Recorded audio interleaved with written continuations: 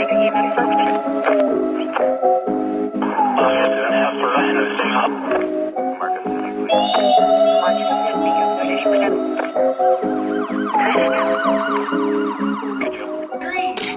one. Hey everybody, welcome back to the channel. Let me sit down right. We'll work on it later. keep going. Keep going in. Keep going.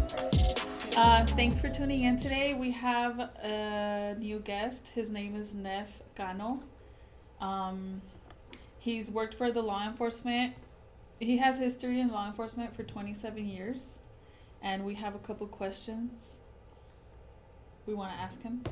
Only a couple questions. No, I'm just joking with you. Just a few. Just a few. Just a few. To make you feel uncomfortable. Sure. Oh my gosh. Of course, That's of it. course. Okay. Is it true as a police officer? Is it true that you guys have a quota every month on how many tickets you have to write up? Is that true? The answer is no, it's not, because that would be against the law, both federally and with the department that you work for. So no, there is no quota, but what there is, how can I say this, like a productivity amount of work that you should be generating. So in other words, I used to be a traffic sergeant, and I had a group of officers that worked for me, and one of their duties, of course, was traffic enforcement, okay? And so if I had an officer who worked an entire week, 5 days, right? And I get his log sheets, and he's only written maybe 5 or 6 tickets when he could have easily written maybe as many as 15 or 18 tickets per day, I may question whether or not he was being productive. Does that make sense? But what is that based off of? What are those 15 tickets based off of? It's just an arbitrary number, but it is based off of experience as a traffic officer myself, that I know that unless he or she received like an accident call that they had to handle, that call could take like 4 or 5 hours of the shift. Or if there was an arrest made for like a DWI, or, you know, God forbid there was a fatality, that could take all day, then obviously he or she wouldn't be able to write any citations. Yeah. So to answer your question maybe a little more concisely, there is no written rule saying you must write the X number of tickets. However, there's an expectation, and that's what I mean by productivity, that if your sole job, well, it's not your sole job, but your primary job duty is traffic enforcement in this example, then it stands to reason that you should be writing several tickets. Now, depending on what side of town or what area you're working, whether it's on the freeway or residential areas, because I've worked those same areas, I know I could take you or anyone out there, and within 10 minutes I could show you 10 violations.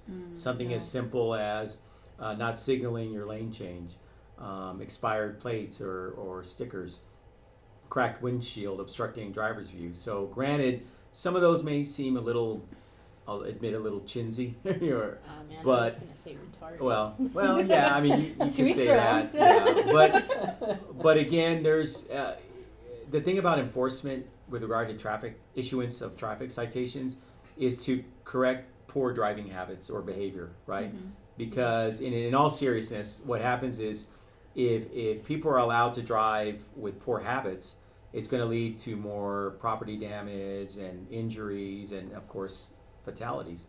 So many more people are injured or hurt, you know, by collisions, right? The word accident is a funny word. We always hear, hey, is that a traffic accident? Technically, no, it's a collision, because an accident is saying that something went beyond the control of an operator of a vehicle. And in very rare instances does that ever happen. For example, if you have a mechanical issue, your brakes go out, you know, you didn't expect that, and so you couldn't control your vehicle, you end up in an accident. But by and large, most people, in most cases that I've handled and other officers handled, you were in control of your vehicle, you just either had poor judgment or maybe even drove recklessly, you know, and which led to a collision. Tell me why when you said accident, the first thing I think of is this person that I know that ripped his pants. Ripped his pants? Yeah, like in the middle. No, I don't know. It must be an inside joke, because I don't. It's because this person, right? Uh-huh. He, I guess, in like the action, he like bent over and like his pants were tight or whatever, and Okay. they just split. That's an accident. That That- could be that would be defined. an Yes, accident, that right? meets the definition of an accident. That's You know. the first But thing that came to my head. that's a good example. So you just said, let's say he ripped his pants because they were too tight. Now, did he not know that? No, you know what I'm saying? Did he not Yeah. know they were already too tight when he put them on in the Yeah. morning? I think he likes them tight. So, well, That's yeah. it. But I mean, one could argue, did you not know that Depends. that was a possibility that could happen? Sure. So Oh. it's a matter of perspective, I guess, right? Opinion. Yeah. So my question is, when you give a ticket, Mhm. how many times the person has to go to court to have dismissed the ticket? Well, when we issue a citation, a person will have three options typically with that citation. One, of course, is to pay for it, which can be expensive, and if it's a moving violation, and an example of a moving violation is like a red light or a speeding, as opposed to an equipment violation like, you know, a broken tail light or a headlight. Yeah. Those are the ones that can hurt you on your insurance. So just by getting one or two citations, even if you've never gotten a ticket before, Yes. can affect your insurance rates, right? Mhm. And so we certainly don't want to affect you financially that way. But you have three options. One, of course, is to pay. But then, like I said, it goes on your record, and it could potentially affect you for a couple of 2 or 3 years, depending on the insurance company, right? Yeah. The other option, of course, is when you sign the citation or sign the ticket, it's not an admission of guilt. So all you're saying is you promise to take care of the citation either by payment, like the first option I Yes. said, or by going to court to contest it, which is to fight the ticket, either yourself or if you appoint an attorney. And then the third option in the state of Texas, and a lot of states have this, is you could take a course called defensive driving. Now, there are some not exemptions, but limitations. So in other words, if you have a commercial driver's license in Texas, then you don't get that right unless a judge grants it to you to take defensive driving. But if you've all heard of defensive driving, that's that 1-day class, admittedly pretty boring, but it is Yes. helpful, and it's Yeah. about 8 hours long. And you can do that once a year to remove a moving violation, and then by state law, that citation cannot be used against you by the insurance company. You know, and so it's a nice way of keeping it off your record and keeping your rates down. But I don't know if I answered your question, but yeah, the three options are to pay it, Yes. go to court to fight it, contest it, or to take a defensive driving if it's a moving violation. So every time, Hmm. every time we've talked and you've said like you're a cop, the first thing that comes in my head is 21 Jump Street type. I'm a lot older than the 21 Jump Street. No, but what do you think of when you hear? I think of like the scene where they were on their bikes. uh, They have bicycle cops. bicycle. Yeah, did you ever do that? Were I- you ever a bicycle cop? Did you ever chase somebody on your bike? No, I chase people on foot like is normal, right? And one time I even got to how do I say this? Prevented somebody from escaping by using the car door on my police car open in order to impede his direction of travel. That's the way I'll say it. I don't know if you get What was the he sense of that. traveling in? Yeah.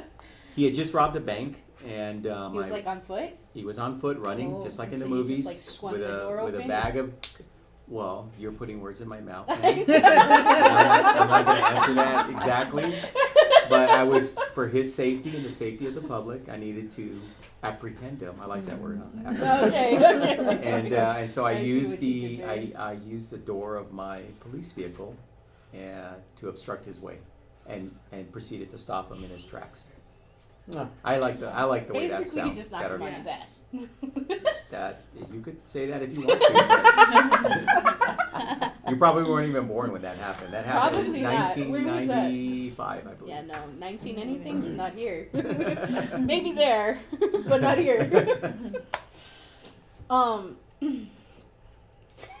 Have you ever like jumped to tackle somebody? Like, you know, when you just like you like leap? Because I feel like you're probably a good flyer. Yeah, I have flown through the air without intending to, but that's another story. But no, I mean, in apprehending people when they're on foot, everyone's different. Every officer is different. Everybody has different training, right? And so some folks will just simply just go and grab somebody. But it is funny because you see officers wear their gun belt and their radio and their microphone, and you have all this stuff on you, right? And it's not that easy to run after somebody when you have all of this equipment hanging on you. Because it's like moving, It's- right? It's moving, and then worse, stuff starts flying off, and you have to stop to grab it. Like, oh, I got my radio, it just flew out of my hand. And so, well, I'll tell you a quick story. And it always happens this way in law enforcement. When I was in patrol, the worst things happen when you least expect them. We've all heard that saying, right, in life. And so on a Sunday morning, perfectly quiet, boring, nothing's going on the radio, not receiving any calls. I get a call of a man causing a disruption in an apartment. And so as the communications was telling me what was going on, I'm proceeding to these apartments. And they say, there's a man in his underwear trying to gain entry into an apartment. He's banging on the door. And so the person who called it in thought he was trying to break in. And then, of course, that maybe he's not all there mentally because he's in his underwear. It always goes that way. And he's banging on the door. And so I get there, and sure enough, I see the individual standing there in his boxers, and he looks all disheveled and, not quite what's going on. So I thought maybe he's got some mental illness, or he's, homeless, or all of the above. And so I said, hey, I need to talk to you. And so he's banging on the window and all of this apartment. And then the lady in the apartment opens the door and says, officer, I need him out of here. Apparently that was her boyfriend, and they had gotten into an argument. Oh, dang. And so she had Took just his kicked him clothes? out. And then when he saw her, he's yelling at her. And then I said, okay, I need to get in between him and her because I don't want that fight to continue, right? And so he takes off running on me through the apartment complex. So I'm like, oh gosh. So I get on my radio, hey, can you start me another unit? I've got, gentleman running southbound to the apartment complex. He's in his underwear, white male, 6 foot, so I'm running. And as I caught up to him, I said, he's shirtless. He just has his underwear, right? So there's nothing really to grab onto. And so as I'm running, I'm grabbing on him. And what happens is, most people in that situation are usually sweaty and slimy. Yeah. Ew. Yes, yeah. And so That's so you gross. can't. Well, it gets worse. So you can't really grab onto anything, And so I like a normal person, I don't want to jump literally on top of him, but I'm gonna have to, right? I got to do my job. Yeah. So I got on his shoulders and I pushed him down, and he's bigger than me, so I had to force him down. And he's squirming and he's resisting, and I'm like, calm down, let me find out what's going on. So I need to secure him because I know that something may have transpired, right? So as I'm tussling with him, as I call it, wrestling with him, I don't want to hurt him, but I also can't afford to have him take off on me. So as I'm trying to secure him and fold up his arms so that I can lock him up and then put cuffs on him, his underwear comes off, he's urinating on himself, and it's getting on me too. Yeah, that's how it works. And all of a sudden, I'm like, I'm getting on my radio to try to find out where the backup is. I'm like, hey, can you help me here? Because it's not because I'm worried about not controlling him. I just don't want to touch him, right? Like, I don't want to deal with this, right? So all of a sudden, he knocks my radio out of my hand, and I'm like, oh, okay, there goes my radio. So then of course, I got upset. I said, all right, enough of this. So I pushed him down forcefully, and I was able to cuff him. And right at that moment, as I'm securing his cuffs, the other officer comes, a female officer, a friend of mine, and I'm going to describe her to you because it comes into play here in a minute. She's about 5'8", maybe 180 pounds, so she's a big woman, stout. I like the word stout, and she can handle herself, and she sees me in this resisting situation. So she's worried, like, hey, Neff. And then she comes running, throws her body up like a wrestler from WWE, and pile drives him right on the back. And buries him into the ground.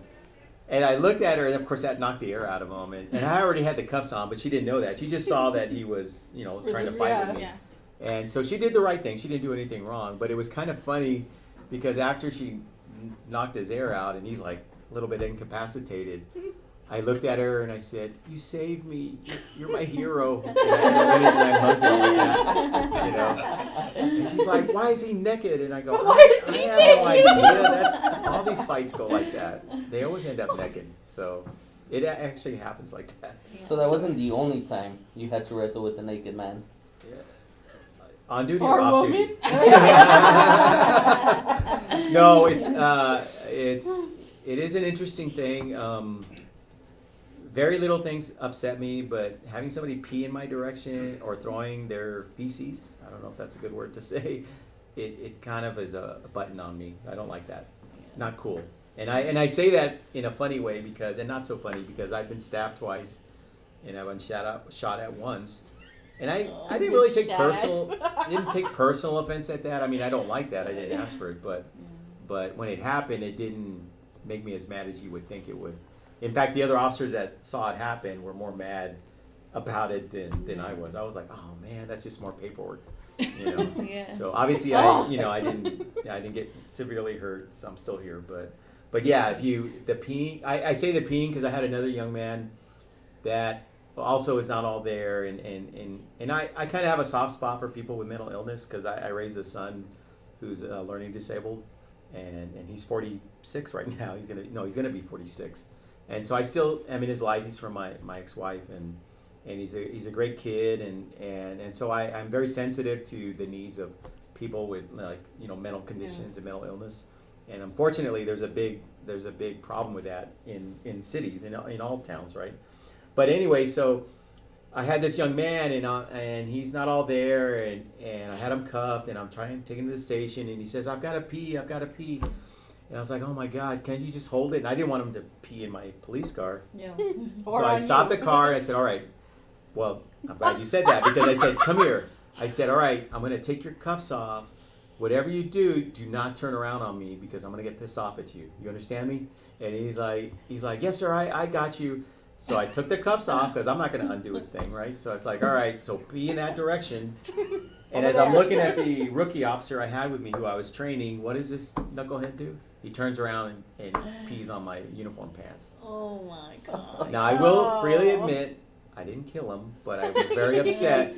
I wanted I to. pushed him into the back of the car, and I jumped on top of him, and I was starting to choke him. Hey, And then the rookie officer, unfortunately, he was... It's funny because nobody got hurt. Relax, In fact, he got to go out and terrorize more people. But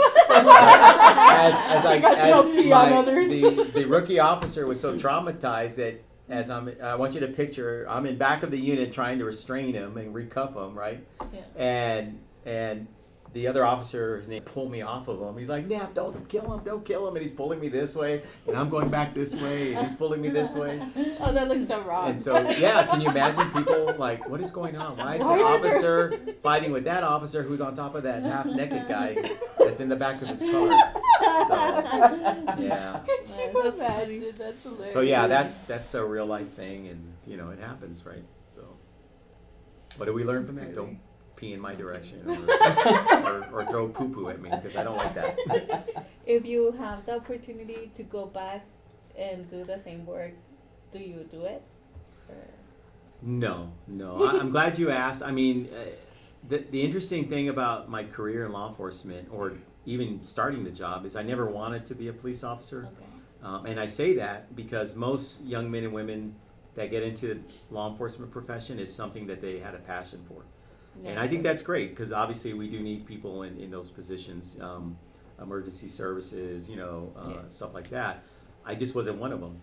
The way I got involved with it is I had moved to LA with dreams of becoming a filmmaker, right? Yes. And back in the old days, because I'm so old, there was no YouTube, there was no smartphones. If you wanted to make movies, you had to go to film school. Yeah. So back then there was New York University, NYU, UCLA, and USC. And so I had been going to UTEP, this is back in the early 80s, and had the bright idea to drop out as a senior with I remember it was 93 hours, and I got so burnt out. I was studying, what was I studying? Oh, Soviet studies, Russian studies. It was the best thing I could do. Okay. It's because there were a lot of pretty girls in those classes. So I was Okay, like, that yeah, I makes got sense. to major Like, in I'm over this, here right? like, Yeah. Plus, You I had started said as an that. electrical engineering major, but Oh. the minute I started hitting the math classes, I was like, I guess I signed up for the wrong program. This is hard, right? So anyway, Switch. yeah. So anyway, I ended up in California to pursue film school, or so I thought. But I didn't know the right people, and I certainly didn't have enough money. And I was working for my grandfather at his restaurant, and he was nice enough to carry me for that year. But then he said, you know what, son, you're going to have to figure out what you're going to do because Yeah. you can't go to school. And so I didn't want to move back to El Paso, so I was reading through a newspaper. And you guys are too young to know what a newspaper is, but Okay. back in the day, there was newspapers and there was an ad. I'll never forget. It was a big ad for LAPD, out of town placement services for police officers. They were hiring 1,000 a month back at that time. This is, I think, 1986, 87, and all I saw was the starting pay, and I think it said 33 or 35,000 a year, which in $1988 was a lot of money. I was like, hey, no college degree required. Just put the uniform on and sauce. You're gonna make the money, and then I could figure I could fund film school that way, right? Mhm. So there I went and tested for that, and also the state police because I used to watch Chips a lot. I was like, hey, I want to drive a motorcycle, And so I got hired by both, and then I ended up starting at LAPD. But I was there less than a year, and I ended up marrying somebody from here in El Paso. So I moved back and then went to the El Paso Police Department and worked out of there. But it's a good profession. It's a hard one. It's not, we make fun of it and we make light of it, and as it appears in the media over the years, the media tends to focus on all the negative stuff because that's kind of what sells, unfortunately. And don't get me wrong. I mean, police should be given public scrutiny because they are paid by taxpayers, by us, and they should be held accountable for their actions. And if you watch the news, if your only sampling of what police do is based on the news, then you would have a very negative, a negative effect of what two police officers do. And I get that, but trust me, there's a lot of men and women that do that job day in and day out and do it well. But yes, we can't afford to have one or two knuckleheads because it makes it bad for the rest of us. Yeah. Okay. Last question. Sure. What's been the most rewarding moment as an officer for you? You know what? There's been a lot, but I'll give you this one. I told you I was a police officer for 27 years, and I remember towards the end of my career, there were several times where I'd be like, let's say I'm on the side of the highway writing a citation, and somebody will park behind me, right? And at first I'm thinking, oh, it's a family member to that person I'm writing a ticket. Oh my God, we're gonna start drama, and it's gonna escalate, right? No, on three occasions, two men and one lady approached me like that and said, hey, Officer Cano, do you remember me? They didn't know the person I had stopped. And I'd look at them and I'd say, no, I'm sorry, let me finish with this. And then I thought they needed assistance. And I'll never forget this one young man. He's in a suit and tie. He's in a minivan with the wife and the kids and, the normal look. And I said, hold on, sir, I'll be right with you. And so I was happy he wasn't going to argue with me about some family member I stopped. And Yeah. he didn't know that person. But I walked up, I said, yes, sir, how can I help you? You don't remember me, Officer Cano? And I go, no, I'm sorry. He says, yeah, you arrested me about 20 years ago. Remember, I was at, and he remembered, but I didn't because unfortunately I've arrested a lot of people. Sorry? No, I would have been talking to him if it wasn't. But no, he said, you arrested me a long time ago, and I just wanted to say thank you because you treated me right, and I wasn't feeling good that day. And I think he was doing a beer run at a Circle K, and then he had a seizure because he was epileptic. And so he was all messed up, and I remember arresting him, and I did remember him because of the epilepsy because I had to take him to the hospital, and then I ended up booking him. But I remember not just him specifically, but everybody I've arrested, I usually tell them, look, it's not the end of the world, especially when they're a young person. I said, you know what, you just made some poor choices here. It's not a big deal. You got to be accountable, take care of this, but you can always fix it. You can always do better tomorrow. And I would just say that to leave people with their dignity, and not let it be the end of the world. Because I don't take it for granted. When you arrest somebody, it can be very shocking, right? Yes. And so with him, he remembered that, and he just remembered me, I guess. And here, I think all officers look the same, especially here in El Paso. We're all 5'8" and Mexican American, and But he remembered me, and he pulled over and just wanted to say thank you, and that made me feel really good. That I had some small part to, redirect him. And here he is in a suit, and he's got the wife and the kids, and leading a normal life. So I had that happen a few times where people would thank me for that, and I was like, oh, that's cool. That's super awesome. That's, I guess, Yes. the brighter side of that job. Right? Yeah. Well, thank you for sharing your experiences. And for So those much. watching, thanks for eavesdropping. If you laughed, cringed, and questioned everything, Congrats, you are one of us. Thank you. I really appreciate it. Thank you. I have to say something too. Oh, subscribe. Spill the link. You know the drill. He said, and stay Stay unmuted. unmuted. Stay muted.